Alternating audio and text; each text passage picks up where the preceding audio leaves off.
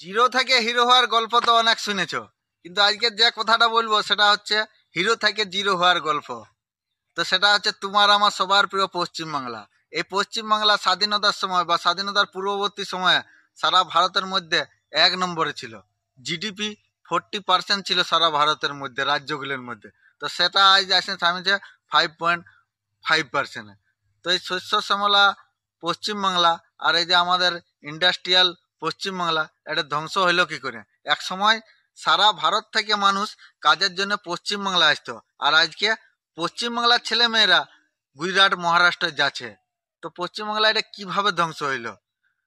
ভারত যখন স্বাধীন হইলো তখন কিন্তু একটা রিফিউজির চাপ ছিল।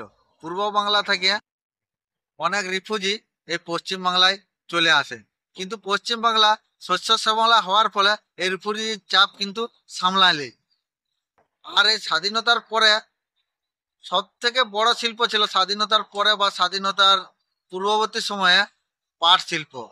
পাট শিল্প কিন্তু পশ্চিমবঙ্গ বিখ্যাত ছিল, কিন্তু এই পাট শিল্পটাও ধীরে ধীরে ধ্বংস হয়ে গেল।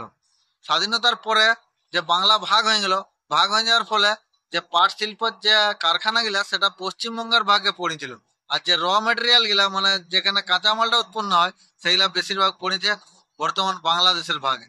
তো এইভাবে কিন্তু অনেক কলকারখানা বন্ধ হয়ে গেল র মেটেরিয়ালের অভাবে।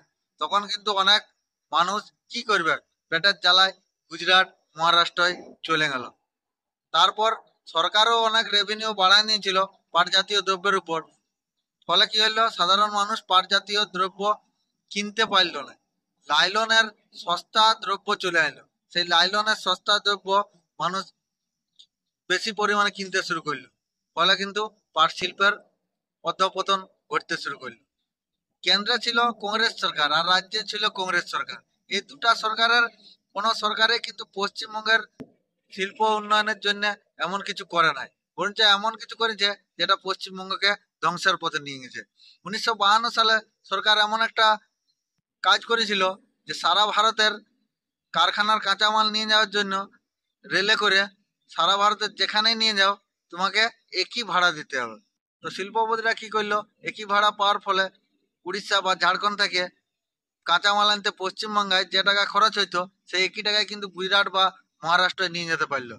ফলে পশ্চিমবঙ্গ থেকে অনেক কলকারখানা গুটায় নিয়ে কি করলো, গুজরাট মহারাষ্ট্রয় গড়ে তুললো। এবং এই এলাকাগুলো উপকূলবর্তী হওয়ার ফলে বন্দর সুবিধা থাকার ফলে এক্সপোর্ট বা ইম্পোর্টের সুবিধা থাকার ফলে আস্তে আস্তে ডেভেলপমেন্ট করতে শুরু করলো।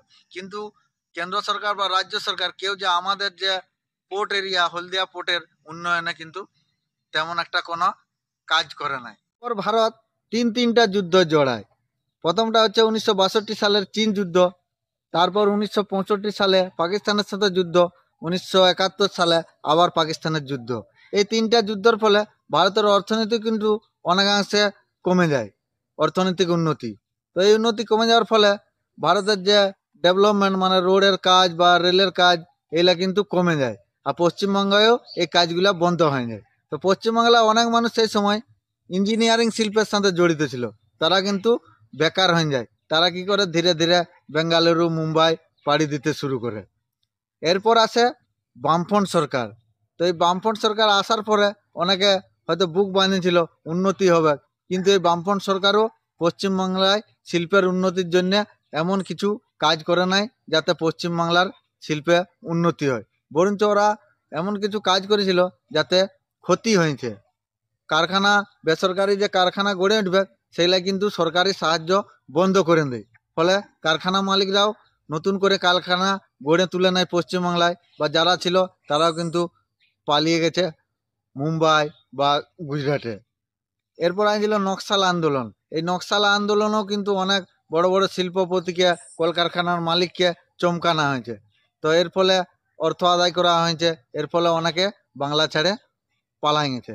কিন্তু 1991 সালে একটা সুযোগ আনছিল, বিদেশি অনেক কোম্পানি পশ্চিমবাংলায় শিল্প কারখানা করার অফার দিয়েছিল, কিন্তু তখন আমাদের মাননীয় যিনি মুখ্যমন্ত্রী জ্যোতি বসু উনি কিন্তু নাকচ করে নিয়েছিল। উনি বলেছিল যে কম্পিউটার যদি পশ্চিমবাংলায় চলে আসে তাহলে আমাদের অনেক লেবার শ্রমিক মানুষ বেকার হয়ে যাবে। তো সেই দেখো সেই সব কারখানা আজকে বেঙ্গালুরু যায় কত বড় আইটি হাব বানিয়ে দিয়েছে। তো এইভাবে ধীরে ধীরে বামফ্রন্ট সরকারের পতনের টাইমে টাটা একটা বিশাল সুযোগ নিয়ে আসে সিঙ্গুরে। তো বামফ্রন্ট সরকার কি বুঝেছিল, 1000 একর জমি টাটার জন্য বরাদ্দ করে নিয়েছিল। কিন্তু বর্তমান যিনি মাননীয় আছে মুখ্যমন্ত্রী, উনি কিন্তু চাষিদের সঙ্গে নিয়ে আন্দোলন করে কারখানাটা বন্ধ হয়ে যায়। টাটা গোষ্ঠীও ঝামেলার মধ্যে না যায়, পশ্চিমবঙ্গে ছাড়ে পালান যায়। তো এরপর কিন্তু পশ্চিমবাংলায় আর কোনো বড় শিল্প আসে নাই। এরপর থেকে পশ্চিমবাংলার জিডিপির যে গ্রোথ একদম জাতীয় গ্রোথের থেকেও নিচে চলে গেছে। তো এইভাবে পশ্চিমবাংলা আমাদের যে 1 নম্বরে ছিল স্বাধীনতা বা স্বাধীনতার পূর্ববর্তী সময়ে, সেটা কিন্তু সারা ভারতের মধ্যে একদম নিচু স্তরে চলে আসে। আর ছেলেমেয়েরা এখন সব মুম্বাই, গুজরাট, বেঙ্গালোরে কাজের উদ্দেশ্যে পাড়ি দিয়েছে। তো এই এখন তো দেখছি আবার পশ্চিমবাংলায় যদি দু একটা ছোটখাটো কোম্পানিও আছে, সেখানে কোম্পানির ইট পোঁতার আগে আমাদের পার্টির ঝান্ডা পোঁতা হয়ে যায়। তো এইভাবে কিন্তু পশ্চিমবঙ্গটা শেষ হয়ে যাচ্ছে। তো আমাদেরকেও কিছু দায়িত্ব নিতে হবে, সচেতন নাগরিক হিসাবে সচেতনভাবে ভোট দিয়ে পশ্চিমবাংলা যাতে পুনরায় ভারতের মধ্যে নাম্বার 1 আসনে আসে, ভারতের মধ্যে শ্রেষ্ঠ জায়গায় পৌঁছে, সেই চেষ্টা চালান যেতে হবে। ধন্যবাদ।